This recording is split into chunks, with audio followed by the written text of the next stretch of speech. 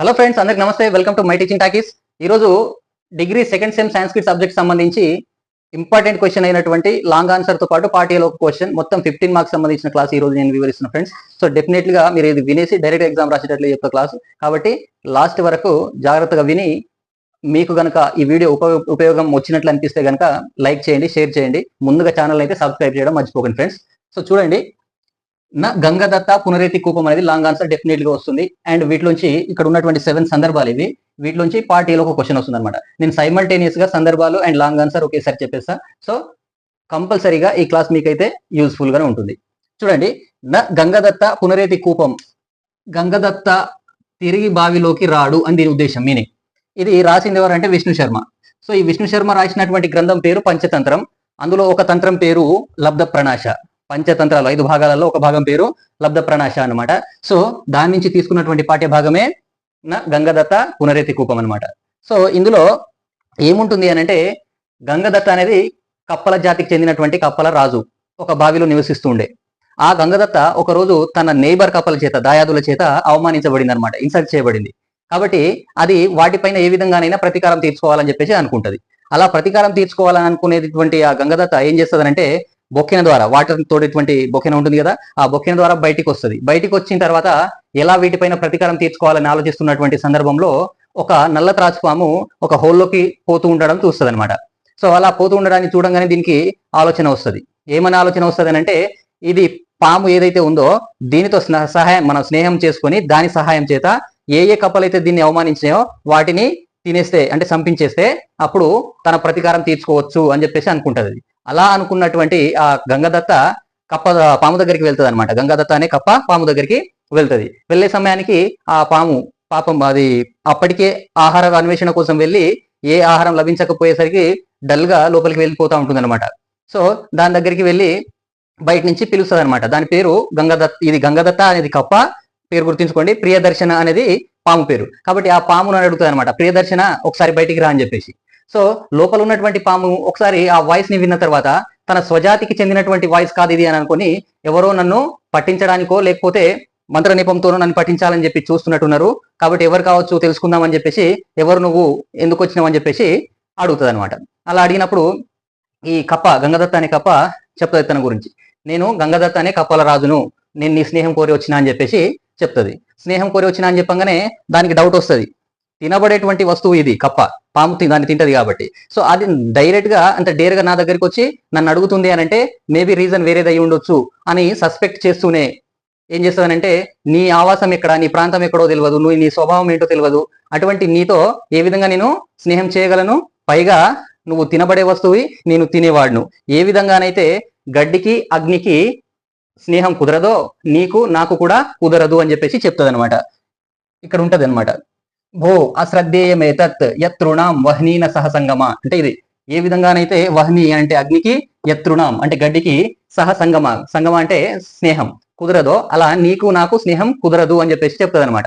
అప్పుడు ఆ పాము కప్ప చెప్తుంది అనమాట పాముతోటి, లేదు మిత్రమా, నేను నా శత్రువుల చేత అవమానించబడిన కాబట్టి ఒక శత్రువుని సంహరించాలంటే, చంపాలంటే మరొక బలమైనటువంటి శత్రువుతోటే చంపగలము లేదా వాళ్లను నశింప చేయగలం.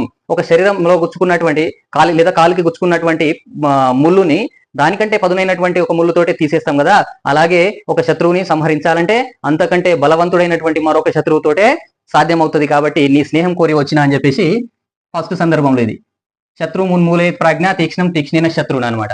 ఇది కూడా స్నేహం కోరి చెప్తున్నటువంటి గంగదత్త దేంతోటి, పాముతోటి, ప్రియదర్శన అనే పాముతోటి స్నేహం కోరుతూ పలికిన సందర్భంలో నేను సందర్భం రాస్తాం, క్వశ్చన్ కి మీనింగే భావంలో రాస్తారు. ఓకేనా. సో 2 క్వశ్చన్స్ అయిపోయినాయి. అలా అన్న తర్వాత పాము ఆలోచిస్తుంది అనమాట, ఇలాగో నేను ఓల్డ్ ఏజ్ లో ఉన్నా, మళ్ళీ నేను అంత ఈజీగా హంట్ చేయలేకపోతున్నా, ఆహారం లభించట్లేదు, కాబట్టి మేబీ దీంతో వెళ్తే బాగానే ఉంటుంది అని అనుకుంటది. అలా అనుకొని తనతో చెప్తుంది అనమాట, మరి నాకైతే ఈత రాదు, నువ్వు బావిలో అంటున్నావు, కాబట్టి నేను ఇక్కడి నుంచి అక్కడ దానికి ఎలా వెళ్ళగలను అని అంటే, నేను తీసుకెళ్తా, బొక్కెన సహాయంతో నీకు ఒక హోల్ చూపిస్తా, అక్కడ నువ్వు ఉండు, నేను చూపించినటువంటి కప్పలని మాత్రమే తినాలి అని కండిషన్ పెడుతుంది గంగదత్త అనే పాము. కేవలం యానహం తవ దర్శయిష్యామి ఏవ భక్షణీయ అంటే అదనమాట. ఓకేనా. కాబట్టి వేటినైతే నేను చూపిస్తానో వాటిని మాత్రమే తినాలి అని చెప్పేసి అంటే, సరే అని చెప్పేసి ఆ పాము ఒప్పుకుంటది. ఒప్పుకున్న తర్వాత అది అంటదనమాట ఇంకా ఏమని అని అంటే, అతి శత్రువులు ఎవరైతే శత్రువులు ఏ దాయాదుల కప్పల చేత ఏదైతే బాధపడిందో, అవమానించబడిందో వాటన్నిటి నుండి నిన్ను ప్రాణాన్ని మరియు ధనాన్ని రక్షించుకోవాలని అనుకుంటే అతి శత్రువు దానికంటే పెద్ద శత్రువుతోటి నమస్కరించైన దాన్ని లేదా దాన్ని ఆశ్రయం పొందైనా సరే దానితో స్నేహం చేయాలి అన్నారు కాబట్టి నేను నీ స్నేహం కోరి వచ్చినా అని చెప్పేసి స్నేహాన్ని స్నేహం చేస్తుంది. అలా చేసిన తర్వాత తనతోటి పాటుగా బావిలోకి తీసుకెళ్తాను అనమాట. అలా బావిలోకి తీసుకెళ్లిన తర్వాత ఇక గంగదత్త రోజుకు ఒక కప్పని తన కోపంతో ఉన్నటువంటి కప్పని ఒకటి చూపిస్తూ ఉంటది. ఆ విధంగా కొన్ని రోజుల వరకు ఆ గంగదత్తని అవమానించినటువంటి దాయాదుల కప్పలన్నీ కూడా అయిపోయిన తర్వాత ఏం చేస్తుంది అంటే ఇప్పుడు నన్ను హాని చేసినటువంటి లేదా నన్ను అవమానించిన కప్పలన్నీ అయిపోయినాయి, ఇక తిరిగి నువ్వు వెళ్ళు మిత్రమా అని చెప్పేసి ఆ ప్రియదర్శితో అంటే లేదు నేను ఇప్పుడు ఇట్లా వెళ్తా, నేను వెళ్ళినా కానీ నా ఆశ్రమం నా ఇల్లు ఏదైతే ఉందో అది వేరే ఎవరి చేతనైనా ఆక్రమణకు గురై ఉంటది కాబట్టి నాకు షెల్టర్ లేకుండా చేసినావు. నేను ఇక్కడి నుంచి వెళ్ళాలంటే నా స్వతహాగా నేను వెళ్ళేంత వరకు నువ్వే ప్రతిరోజు ఒక కప్పను తీసుకురావాలి, లేదంటే అన్నింటిని ఒకేసారి తింటా అని చెప్పేసి చెప్తాను అనమాట. అట్లా అనగానే అబ్బా ఏం చేయాలి ఇప్పుడు అని చెప్పేసి ఆలోచించి అప్పుడు సర్వనాశే సముత్పన్నే అర్థం త్యజతి పండిత, అన్నిటిని తినేస్తా ఉంటుంది కాబట్టి అన్నిటిని తినే కంటే ఒక్కొక్కటి పోగొట్టుకోవడం నష్టం ఏం లేదు కదా అని చెప్పేసి సర్వనాశనం నుండి కాపాడుకోవాలంటే కొన్నిటిని ముందుగానే మనం వదిలేసుకోవాలి అనుకుంటది అన్నమాట. అలా కప్ప అనుకొని ఒక్కొక్క దాన్ని పంపిస్తా ఉంటది. మరి అది ఇంకొక సందర్భం కూడా సేమ్ టైంలో వచ్చేటటువంటిదే.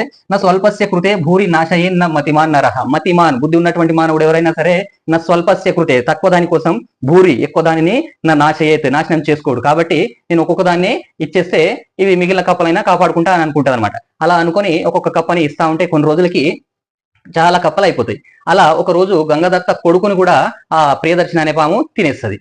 అలా తిన్న తర్వాత గంగదత్త భార్య దాని దగ్గరికి వచ్చి చెప్తుంది అనమాట, నువ్వు ఎవరితోనైతే స్నేహం చేయకూడదో అది తెలిసి కూడా దాంతో స్నేహం చేసినావు కాబట్టి అది స్వయంగా విషాన్ని భక్షించినట్టే అయింది, అది మన కొడుకునే తినేసింది, ఇక రేపు మాపు నన్ను కూడా తినేస్తుంది, ఇక దీని నుంచి మనం కాపాడుకోవాలంటే బయటికి వెళ్ళిపోవాల్సిందే అని చెప్పేసి గంగదత్తతో అంటే అప్పుడు గంగదత్త పాము దగ్గరికి వెళ్ళి, మిత్రమా నేను నీకు మాటిచ్చి ఇక్కడికి తీసుకొచ్చిన, ఇక్కడ ఆహారం అనేది లేదు, ఇక నీకు మళ్ళీ నేను ఆహారం ప్రొవైడ్ చేయాలి కాబట్టి వేరే బావిలోనో వేరే ప్రాంతంలోనైనా మంచి కప్పలు ఉన్నటువంటి జాగా చూసి నేను తీసుకుపోతా అని చెప్పేసి నిన్ను నమ్మిస్తుంది. అప్పుడు సరే నువ్వు తొందరరా అని చెప్పేసి ప్రియదర్శన గంగదత్తని పంపిస్తుంది అనమాట.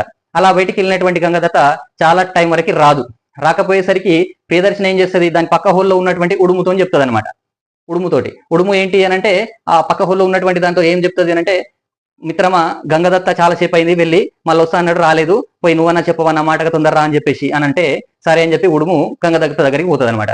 గంగదత్త దగ్గరికి పోయిన తర్వాత ఆ ఉడుము గంగదత్తతో చెప్తుంది, నీ మిత్రుడు ప్రియదర్శన నిన్ను పిలుస్తున్నాడు తొందరరా అని చెప్పేసి అని అంటే అప్పుడు లాస్ట్ మాటగా ఈ మాట చెప్తుంది గంగదత్త ఏమని అంటే, బుభుక్షిత ఆకలిగా ఉన్నటువంటిది కిం న కరోతి పాపం, ఎందుకు పాపం చేయదు, తప్పకుండా పాపం చేస్తుంది, అది ఆకలితో ఉన్నది కాబట్టి బతకాలని అనుకుంటది కాబట్టి నేను వెళ్తే నన్ను తినేస్తుంది, కాబట్టి దాంతో చెప్పు మిత్రమా ఈ గంగదత్త తిరిగి బావిలోకి రాడు అని చెప్పి లెసన్ పేరు వస్తుంది అనమాట.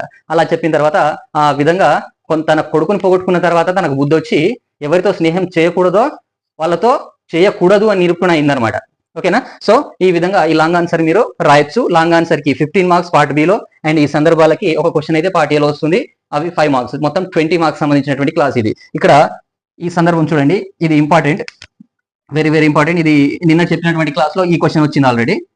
సో నోచేత్ గచ్చతా కాలైన సకలమపి మండూక కులం కవలితం భవతి, నోచేత్ గచ్చతా కాలైన ఇదే గనక కాలం గడుస్తూ ఉంటే ఇదే గనక రిపీట్ అయితే అంటే ఈ పాము ఒక్కొక్క కప్పని అట్నే తింటూ ఉంటే సకలమపి మండూక కులం, మండూకం అంటే కప్పల జాతి మొత్తం కవలితం భవతి నశించిపోతుంది. కాబట్టి మనం ఎలాగైనా ఇక్కడి నుంచి బయటపడాలి అని గంగదత్త భార్య చెప్పే మాట ఇది. సో ఇది వెరీ వెరీ ఇంపార్టెంట్ సందర్భాలు అయితే కొన్ని చెప్పగలను నేను ఇక్కడ. సో ఇది కూడా very very important, and this one. So most important అన్ని చూసుకోండి, కానీ ఇక్కడ 4 అయితే చెప్పాను కదా, ఇది ఆల్రెడీ వచ్చింది, ఈ 4 అయితే వెరీ వెరీ ఇంపార్టెంట్ సందర్భాలుగా గుర్తుంచుకోండి, వీటిని బాగా ఎక్కువ చూసుకోండి, అండ్ తర్వాత మిగిలిన వాటిని కూడా చెక్ చేసుకోండి, చాలా ఈజీయే. సో ఫ్రెండ్స్ ఈ క్లాస్ కనుక నచ్చినట్లయితే మాత్రం తప్పకుండా లైక్ చేయండి, షేర్ చేయండి, ముందుగా నా ఛానల్ని సబ్స్క్రైబ్ చేయండి. Thank you very much.